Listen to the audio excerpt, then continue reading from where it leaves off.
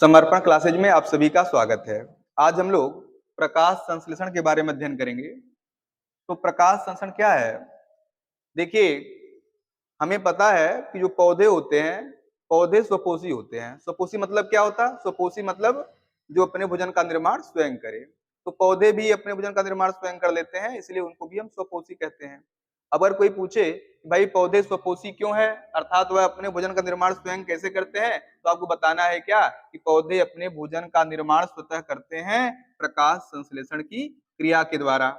अर्थात प्रकाश संश्लेषण ही वह क्रिया है जिसके द्वारा पौधे अपने भोजन का निर्माण स्वतः करते हैं। तो इस प्रकार से अगर हम इसके परिभाषा की बात करें तो क्या कहेंगे? हम कहेंगे कि प्रकाश संश्लेषण वह जैव रासायनिक क्रिया है जिसके द्वारा पौधे अपने भोजन का निर्माण स्वतः करते हैं। अर्थात पौधों को अपने भोजन का निर्माण करने के लिए प्रकाश संश्लेषण करना ही होगा। बिना प्रकाश संश्लेषण किए पौधे अपने भोजन का निर्माण नहीं कर सकते। अब अगर कोई पूछे कि भाई प्रकाश संश्लेषण के लिए किन किन पदार्थों की आवश्यकता होती है, तो आप कहोगे प्रकाश संश्लेषण की क्रिया को संपन्न करने के लिए आवश्यकता होती है किसकी? पहली बात तो आवश्यकता होती है CO2 की, अर्थात कार्बन डाइऑक्साइड की। दूसरा क्या? जल की आवश्यकता होती है। इसी प्रकार से प्रकाश संश्लेषण की क्रिया को संपन्न करने के लिए क्लोरोफिल और सूर्य के प्रकाश की भी आवश्यकता होती है। सूर्य के प्रकाश की भी आवश्यकता होती है। तो अगर हम कोई पूछे कि प्रकाश संश्लेषण की क्रिया को संपन्न करने के लिए किन किन सामग्री की आवश्यकता होती है, तो यहाँ पे आपको 4 नाम याद रखना कि भाई कार्बन डाइऑक्साइड, जल, क्लोरोफिल और सूर्य का प्रकाश, ये सामग्री हैं जिनके द्वारा प्रकाश संश्लेषण की क्रिया पूरी होती है। अब अगर इसको हम एक इक्वेशन समझे तो सबसे अच्छे तरीके से समझ पाएंगे। तो आइए इसको एक इक्वेशन समझते हैं, सबसे बेस्ट तरीके से समझेंगे। देखिए, यहां पर एक इक्वेशन लिख रहे हैं 6CO2 plus 6H2O gives C6H12O6 plus 6O2। यह इक्वेशन आप ध्यान देखें, यहां पर इसके अलावा हम लिख दे रहे हैं क्या? क्लोरोफिल और नीचे लिख दे रहे हैं सूर्य का प्रकाश। सूर्य का प्रकाश। अब क्या होता है? पहली बात तो हमें पहले से ही पता है कि भाई प्रकाश संश्लेषण की क्रिया कहाँ होती है? प्रकाश संश्लेषण की क्रिया सदैव होती है हरे पौधों में। जो हरे पौधे होते हैं, हरे पौधों में ही प्रकाश संश्लेषण की क्रिया संपन्न होती है। अब क्या होता है यहां पर? यह हमारा क्या है? यह हमारा कार्बन डाइऑक्साइड है, यह जल है, और ये क्या है तो आप जान रहे हैं, ये हमारा ग्लूकोज है, और यहाँ पे कौन है? ऑक्सीजन है, तो आप जान रहे हैं। तो अब क्या होता है, जो हरे पौधे होते हैं, हरे पौधे क्लोरोफिल और सूर्य के प्रकाश की उपस्थिति में कार्बन डाइऑक्साइड और जल को कच्चे माल के रूप में प्रयुक्त करके ग्लूकोज और ऑक्सीजन का निर्माण करते हैं। यह प्रक्रिया भी कहलाती है क्या? प्रकाश संश्लेषण। तो यहाँ पर हम क्या देख रहे हैं?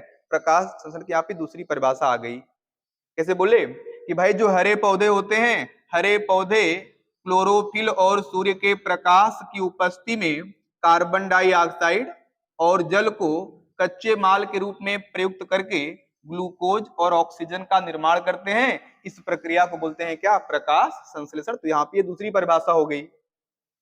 इसी प्रकार से इसकी एक परिभाषा और बता सकते हैं क्या कि जो कार्बन डाइऑक्साइड है और जल है, ये दोनों ही हैं क्या? कार्बन डाइऑक्साइड और जल ये दोनों ही हैं अकार्बनिक पदार्थ। दोनों ही हैं क्या? अकार्बनिक पदार्थ। और यहाँ पर जो हमारा ग्लूकोज है, ग्लूकोज क्या है? कार्बनिक पदार्थ है, कार्बनिक पदार्थ है। एक बात बताते पहले आपको, जो ग्लूकोज है, ग्लूकोज ही कहलाता है क्या? पौधों का भोजन। पहली बात ये जान लें, ग्लूकोज को ही हम पौधों का भोजन कहते हैं। अर्थात ग्लूकोज ही है जो पौधों में भोजन, जो पौधे भोजन के रूप में प्रयुक्त करते हैं। अर्थात इसी से पौधे प्राप्त करते हैं अपनी क्या? ऊर्जा। चूंकि इसी ग्लूकोज के द्वारा ही अपनी ऊर्जा प्राप्त करते हैं, इसलिए बोलते हैं कि भाई जो ग्लूकोज है यही पौधों का क्या कहलाएगा, यही पौधों का भोजन कहलाएगा। तो यहाँ पे यह भी तो स्पष्ट हो रहा, यह भी तो स्पष्ट हो रहा, हाँ भाई सही बात है, हरे पेड़ पौधे क्लोरोफिल और सूर्य के प्रकाश की उपस्थिति में इन दोनों कार्बन डाइऑक्साइड और जल की पारस्परिक क्रिया द्वारा अपने भोजन का अर्थात ग्लूकोज का निर्माण कर रहे हैं। तो अब चले इसकी अन्य परिभाषा देखें तो क्या कहेंगे भाई, कार्बन डाइऑक्साइड और जल दोनों क्या हैं, अकार्बनिक पदार्थ हैं, और हमारा ग्लूकोज जो है कार्बनिक पदार्थ है। तो इसको इस प्रकार से भी कह सकते हैं कि जो प्रकाश संश्लेषण है वह एक ऐसी जैव रासायनिक क्रिया है जिसमें हरे पौधे जो होते हैं वह क्लोरोफिल और सूर्य के प्रकाश की उपस्थिति में कार्बन डाइऑक्साइड और जल जैसे अकार्बनिक पदार्थों को कच्चे माल के रूप में प्रयुक्त करके ग्लूकोज नामक कार्बनिक पदार्थ का निर्माण करते हैं और सह उत्पाद के रूप में ऑक्सीजन बनाते हैं। इस पूरी प्रक्रिया को बोलते हैं क्या, प्रकाश संश्लेषण। अर्थात प्रकाश संश्लेषण वह जैव रासायनिक क्रिया है जिसमें हरे पेड़ पौधे क्लोरोफिल और सूर्य के प्रकाश की उपस्थिति में कार्बन डाइऑक्साइड और जल जैसे अकार्बनिक पदार्थों को कच्चे माल के रूप में प्रयुक्त करके ग्लूकोज जैसे कार्बनिक पदार्थ का निर्माण करते हैं और सह उत्पाद के रूप में हमारा ऑक्सीजन प्राप्त होता है। तो यह हमारा प्रकाश संश्लेषण का तीसरी परिभाषा हो गई। यहाँ पर हम 3 परिभाषा देखे हैं और तीनों परिभाषा बहुत आसान है। अब चलें एक बात ये जान लेनी है, यहाँ पर जो ग्लूकोज बना है इस ग्लूकोज का निर्माण इस कार्बन डाइऑक्साइड के द्वारा होता है। कार्बन डाइऑक्साइड के अपचयन से ही ग्लूकोज का निर्माण होता है और जो जल ऑक्सीजन है, ऑक्सीजन का निर्माण यहाँ पर जल के विघटन द्वारा होता है। जल के विघटन द्वारा ऑक्सीजन का निर्माण होता है। तो यहाँ पर यह 2 बात याद रखनी है। अगर कोई पूछे कि भाई प्रकाश संश्लेषण की क्रिया में ग्लूकोज का निर्माण कौन करता है, आप कहना भाई जो कार्बन डाइऑक्साइड है, कार्बन डाइऑक्साइड के अपचयन से ही प्रकाश संश्लेषण की क्रिया में ग्लूकोज का निर्माण होता है। और ऑक्सीजन निर्माण कौन करता है, आप बताओगे, जो जल होता है जल का ही विघटन होता है तो ऑक्सीजन का निर्माण होता है। एक बात यहां पे और जाननी है क्या, कि क्या क्लोरोफिल की अनुपस्थिति में भी प्रकाश संश्लेषण की क्रिया पूरी हो सकती है क्या, तो आप कहोगे नहीं, बिना क्लोरोफिल के प्रकाश संश्लेषण की क्रिया संपन्न नहीं हो सकती। क्यों, क्योंकि क्लोरोफिल क्या करता है, क्लोरोफिल सूर्य के प्रकाश को अवशोषित करता है। जब क्लोरोफिल सूर्य के प्रकाश को अवशोषित करेगा, अवशोषित करके वह सूर्य के प्रकाश की प्रकाशीय ऊर्जा को रासायनिक ऊर्जा में कन्वर्ट करता है, और जब सूर्य के प्रकाश के प्रकाशीय ऊर्जा को वह रासायनिक ऊर्जा में कन्वर्ट करता है तभी यह प्रकाश संश्लेषण की क्रिया जो है संपन्न हो पाती है। अर्थात प्रकाश संश्लेषण की क्रिया को संपन्न करने के लिए क्लोरोफिल की आवश्यकता होती है, क्योंकि क्लोरोफिल जो है वह सूर्य के प्रकाश को अवशोषित करता है, अवशोषित करके सूर्य के प्रकाश की प्रकाशीय ऊर्जा को रासायनिक ऊर्जा में कन्वर्ट करता है, और जब प्रकाशीय ऊर्जा रासायनिक ऊर्जा में कन्वर्ट होती है तभी यह प्रकाश संश्लेषण की क्रिया जो है पूर्ण होती है अर्थात संपन्न होती है। ये हो गया। अब अगर कोई पूछे कि भाई प्रकाश संश्लेषण की क्रिया पौधों के किन भागों में संपन्न होती है, तो आप कहोगे प्रकाश संश्लेषण की क्रिया जो है पौधे के उन भागों में संपन्न होती है जो भाग हरे रंग के होते हैं। तो पौधों के वे भाग जिनका रंग हरा होता है उन हरे रंग के भागों में प्रकाश संश्लेषण की क्रिया संपन्न होती है। अब हरे रंग के पार्ट की बात करें तो सबसे प्रमुख भाग कौन है, पौधों की पत्तियां, क्योंकि पौधों की पत्तियों का रंग होता है क्या, हरा। इसी प्रकार से और हरा रंग का पार्ट कौन है, पौधों की त्वचा जो होती है, छोटे पौधों की त्वचा आप देखिए तो हरे रंग की दिखाई देती है। तो जो पौधों की त्वचा होती है, पौधों की त्वचा में भी प्रकाश संश्लेषण की क्रिया संपन्न हो सकती है। इसके अलावा जो कुछ फल होते हैं, कुछ फलों की त्वचा भी हरे रंग की होती है, जैसे कि बेस्ट एग्जांपल कौन है भाई, हमारा आम है। आम में आप देखिए हरा, एक जो कच्चा आम होता है, कच्चे आम में आप देखोगे जो कच्चे आम के फल की त्वचा होती है, त्वचा आप देखोगे हरे रंग की रहती है। तो अगर हरे रंग का रहेगा तो उसमें भी प्रकाश संश्लेषण की क्रिया क्या होगी, संपन्न होगी। और इसी प्रकार से हम कह सकते हैं क्या, इसी प्रकार से हम कह सकते हैं जो पुष्पों का बाह्य दल होता है, पुष्पों के बाह्य दल में भी क्या होता है, क्योंकि पुष्पों का बाह्य दल भी प्रायः किस रंग का होता है, हरे रंग का होता है, इसलिए उसके बाह्य दल में भी प्रकाश संश्लेषण की क्रिया क्या होती है, संपन्न। अब कोई कहे भाई बाह्य दल क्या है, तो बाह्य दल तो समझना बहुत आसान है। आप पुष्पों में देखे हैं कि पुष्पों में क्या होता है, इस प्रकार से आप ध्यान देंगे तो जो पुष्पों की पंखुड़ियां होती हैं, जो पुष्प, ये मान लो पुष्प की पंखुड़ी है, तो पुष्पों की पंखुड़ियों के नीचे आप देखोगे इस प्रकार से हरे रंग का पार्ट दिखाई देता है। यहाँ पर ये जो हरे रंग का पार्ट होता है, यही हरे रंग का पार्ट कहलाता है क्या, यही हरे रंग का पार्ट बाह्य दल कहलाता है, जो कि पुष्प की पंखुड़ियों को संजोए रखता है, उनको सुरक्षित रखता है। तो ये जो बाह्य दल है, चूंकि यह भी हरे रंग का होता है, इसलिए इनमें भी प्रकाश संश्लेषण की क्रिया क्या होती है, संपन्न होती है। तो यहाँ पे ये चार नाम तो आप याद रख लो कि प्रकाश संश्लेषण की क्रिया संपन्न होती है पौधों के उन भागों में जिनका रंग क्या होता है, हरा। और सबसे प्रमुख हरा रंग का पार्ट कौन है, हमारा पत्तियां होती हैं।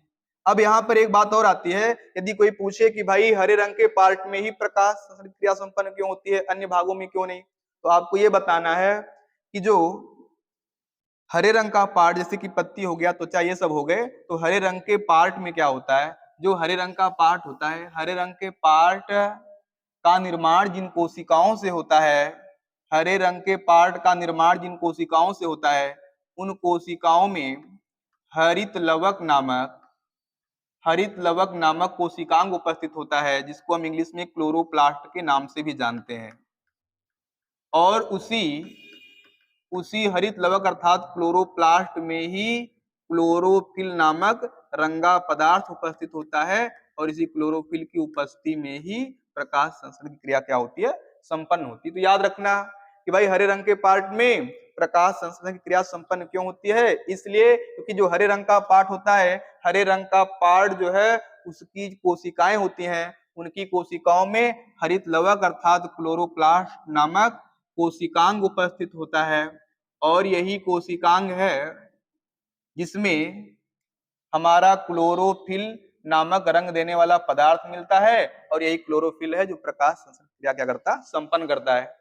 अब इसको आप ऐसे भी कह सकते हैं कि भाई पौधों के वे पार्ट जो हरे रंग के नहीं होते, उनमें प्रकाश संश्लेषण क्रिया संपन्न क्यों नहीं होती, इसलिए क्योंकि जो पार्ट हरे रंग के नहीं होंगे, उनका निर्माण जिन कोशिकाओं से होगा, उन कोशिकाओं में हरित लवक अर्थात क्लोरोप्लास्ट उपस्थित नहीं होगा, और जो हरित लवक क्लोरोप्लास्ट नहीं रहेगा तो क्लोरोफिल नहीं रहेगा, जो क्लोरोफिल नहीं रहेगा तो प्रकाश संश्लेषण की क्रिया संपन्न नहीं होगी। एक बात आपको ये भी जान लेना है कि जो क्लोरोफिल है, क्लोरोफिल को ही हम हिंदी में बोलते हैं क्या, पर्णहरिम। पर्णहरिम, इसको हम पर्णहरिम क्यों कहते हैं, भाई पर्ण मीन्स क्या होता है, पत्ती, और हरिम मीन्स ग्रीन या हरा। तो भाई पर्णहरिम मतलब क्या होता है, जिसके कारण पत्तियां हरी हो। तो आपको यहाँ पर एक बात यह भी याद रखनी है, कोई पूछे कि भाई पत्तियों का रंग हरा क्यों होता है, तो आप कहोगे पत्तियां जो होती हैं, पत्तियों का निर्माण जिन कोशिकाओं द्वारा होता है, उन कोशिकाओं में क्लोरोप्लास्ट अर्थात हरित लवक पाया जाता है, और उस हरित लवक के अंदर क्लोरोफिल अर्थात पर्णहरिम पाया जाता है, और इसी पर्णहरिम की उपस्थिति के कारण ही, क्योंकि पर्णहरिम हरे रंग का होता है, और उस हरे रंग के पर्णहरिम की उपस्थिति के कारण ही क्या होता है, पौधों की पत्तियों का रंग हरा होता है।